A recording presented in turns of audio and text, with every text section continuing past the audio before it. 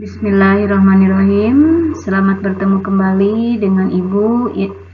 Hari ini Ibu akan menyampaikan materi vektor bagian 2, yaitu mengenai vektor analitis. Sebelum membahas mengenai vektor analisis, terlebih dahulu Ibu akan menjelaskan mengenai trigonometri, yaitu pelajaran matematika, biasanya ada di dalam pelajaran matematika, yang akan membantu kalian dalam menyelesaikan soal metode analitis.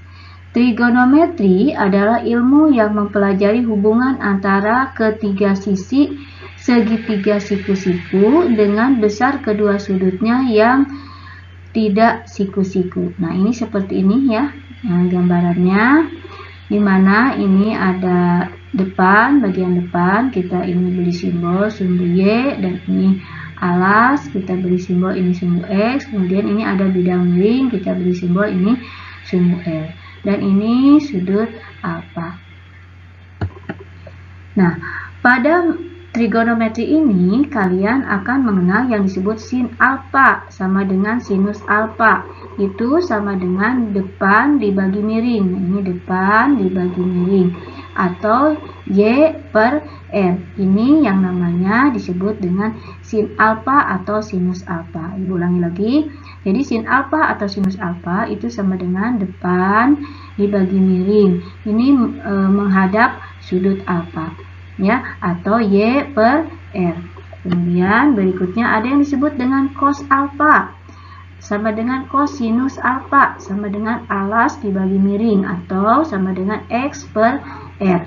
Ini yang disebut cos alfa, alas dibagi miring, mengapit sudut. Jadi kalau kalian nanti menguraikan pada metode analisis, kalau mengapit sudut berarti cos alfa, kalau menghadapi sudut berarti sin alfa.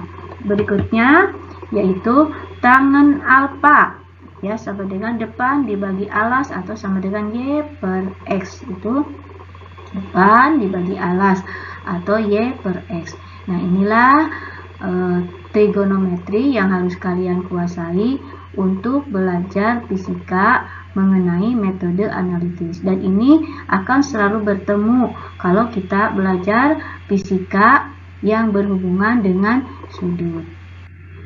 Nah, ini tabel trigonometri yang untuk beberapa besar sudut yang harus kalian ingat nanti di dalam pelajaran fisika. Di sini ada yang disebut dengan sudut 0 derajat, sin sudut 0 derajat yaitu 0, cos sudut 0 derajat yaitu 1, tangen sudut 0 derajat yaitu 0. Kemudian sin 30 derajat yaitu setengah, dan cos 30 derajat itu setengah akar 3, dan tangen 30 derajat yaitu 1/3 akar 3. Begitu seterusnya, ya. Nah, ini yang ini bagian ini sudut 60 derajat.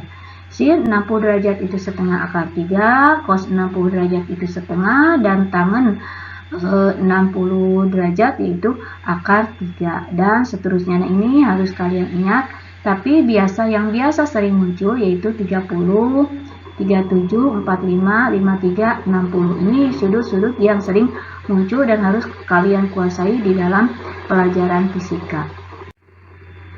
Kita lanjutkan ke metode analitis. Metode analitis yaitu metode untuk menghitung beberapa resultan yang dijumlahkan.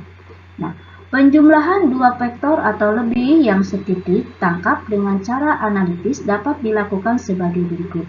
1. Kalian harus membuat dulu koordinat siku-siku terhadap sumbu X dan Y pada titik tangkap vektor. Yang kedua, kalian menguraikan atau memproyeksikan masing-masing vektor menjadi komponen pada sumbu X dan Y.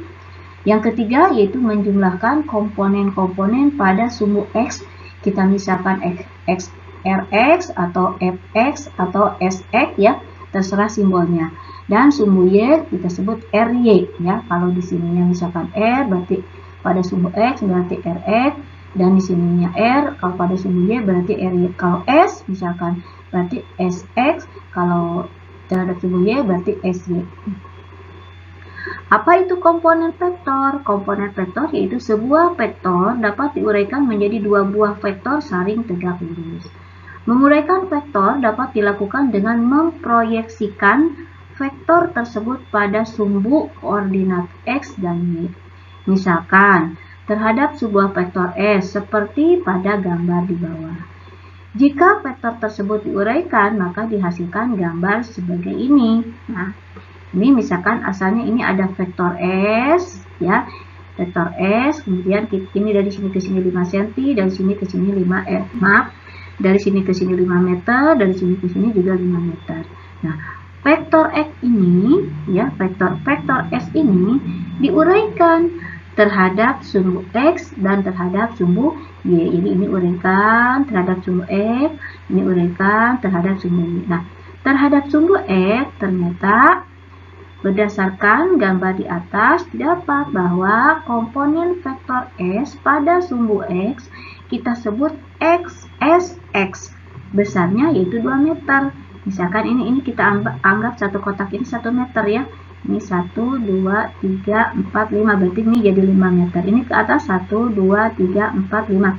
Berarti ini jadi 5 meter. Nah, karena ini X begitu diuraikan itu, ini jadinya menjadi SX-nya ada 2 garis, ada 2 kotak. Maka berarti SX-nya yaitu 2 meter. Ini maksudnya diuraikan terhadap sumbu X.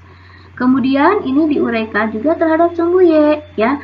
Diuraikan terhadap sumbu Y berarti kita hitung 1, 2, 3, 4, 5. Berarti saat diuraikan terhadap sumbu Y, ini SY-nya menjadi 5 meter. Kita lanjutkan ke menguraikan vektor terhadap sumbu X dan Y dengan sudut tertentu. Kalau tadi kan sudutnya tidak dijelaskan, ya. Yang tadi kalau ini sudutnya ada. Nah, kita beri ini karena tipis, kita beri simbol vektor, ya. Ini ada vektor S sama vektor S-nya. Maka S-nya itu akan membentuk SX, koordinatnya itu SY. Nah, SX artinya komponen vektor S pada sumbu X. SY artinya komponen vektor S pada sumbu Y.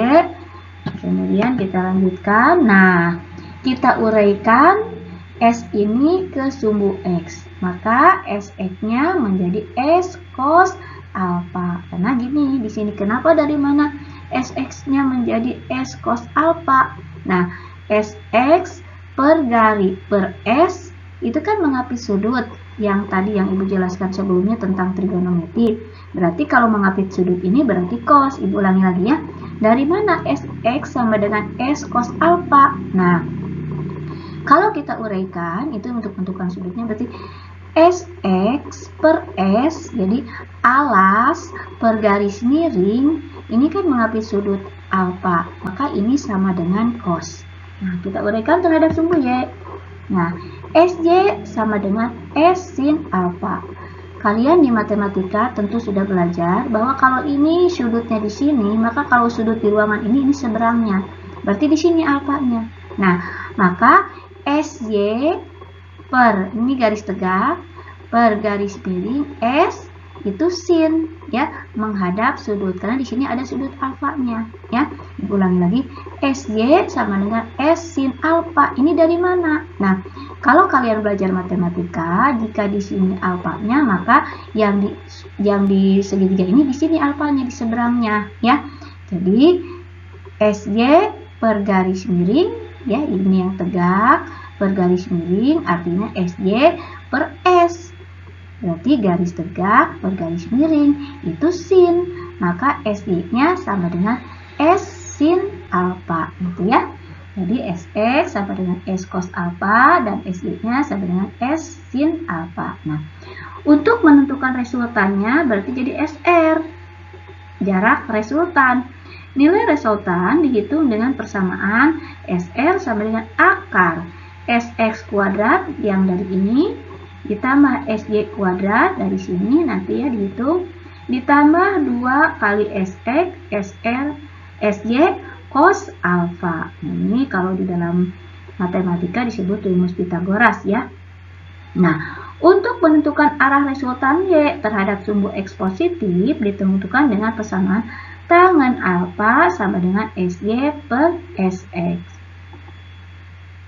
Ya, jadi ulang lagi untuk menentukan apa ini, untuk menentukan resultannya ini persamaannya, dan untuk menentukan arahnya ini persamaannya.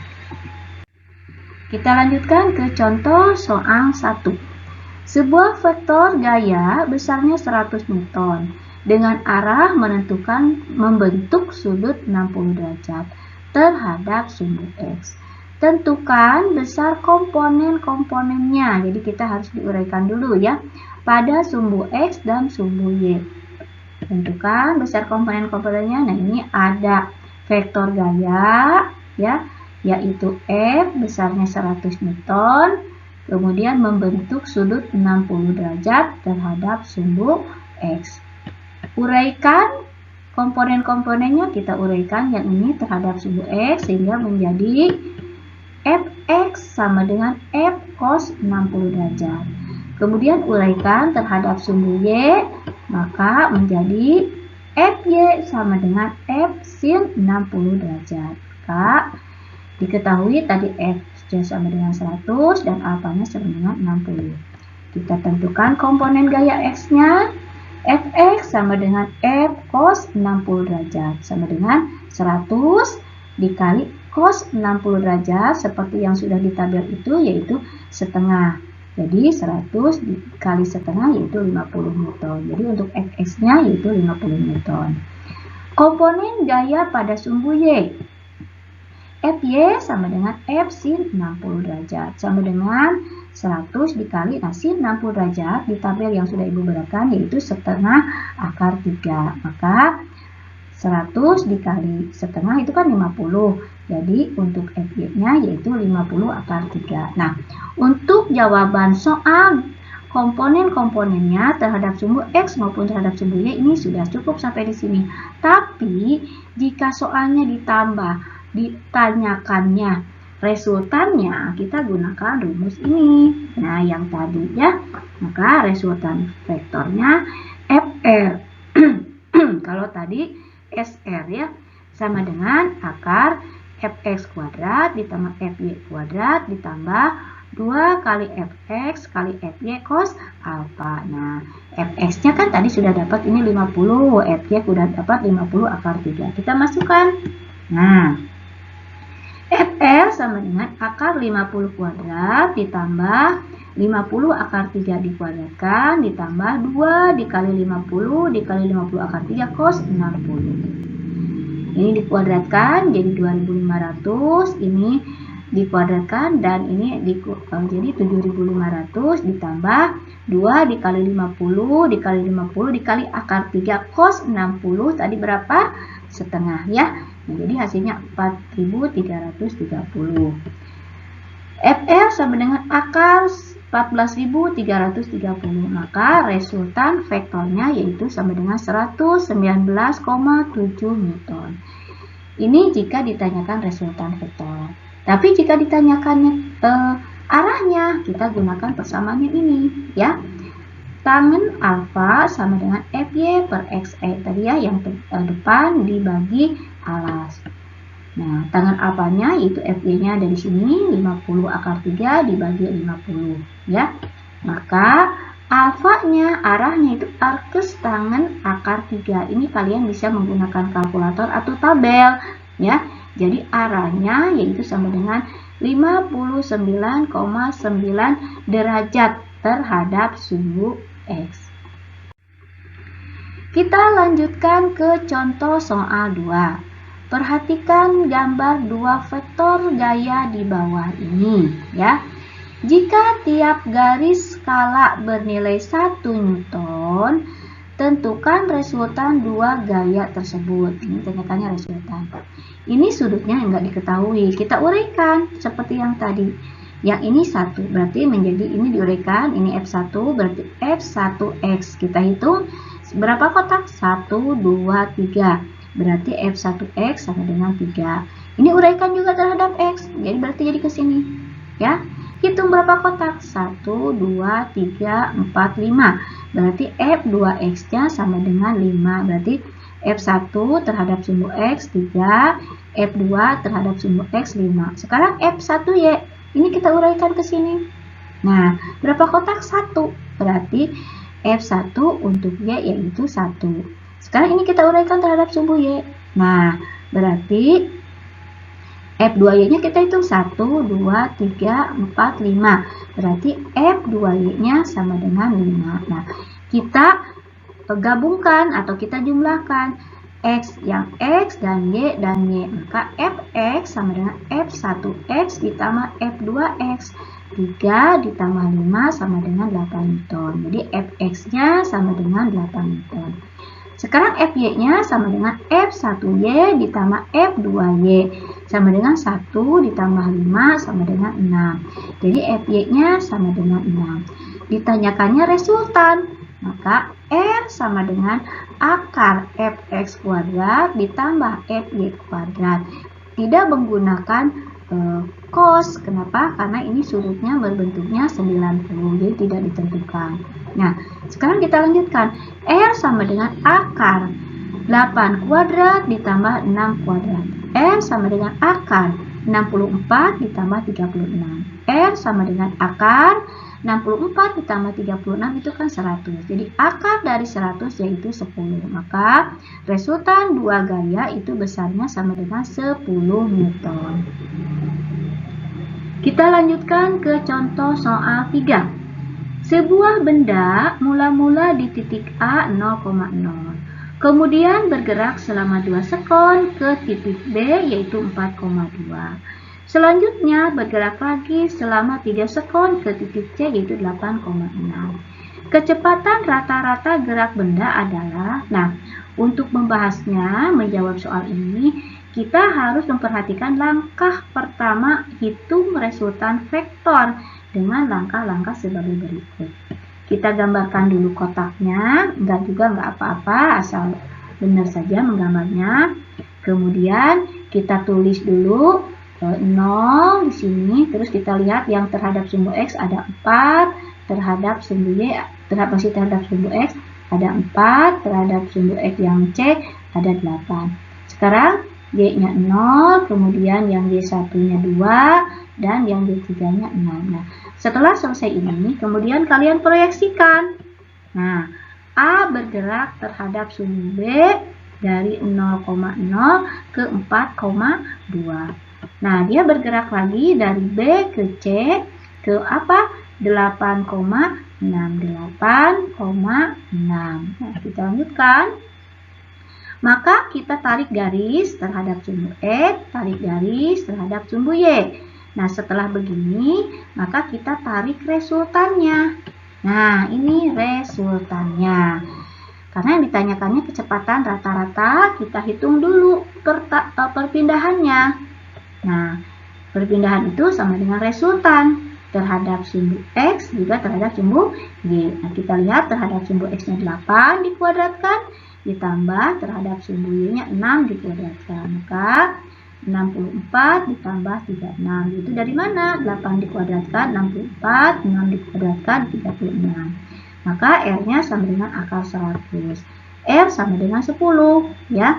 Nah, untuk mencari besar kecepatan rata-ratanya, yaitu perpindahannya dari sini 10, kemudian dibagi waktu sama dengan 10 dibagi 2 ditambah 3 kan 5. Jadi 10 dibagi 5 sama dengan 2 meter per sekon. Itu ya, contoh soal 2 dan 3. Kita lanjutkan ke contoh soal 4, ya. 3 buah vektor A, B, dan C. Masing-masing besarnya 5 Newton, 10 Newton, dan 13 Newton. Hitung besar dan arah resultan ketiga vektor tersebut. Perhatikan gambar di bawah. Ini ada vektor A 5 Newton, dan ini ada vektor B 10 Newton, kemudian ada vektor C 13 Newton. Vektor A terhadap sumbu X itu 37 derajat, dan vektor B terhadap sumbu X 53 derajat.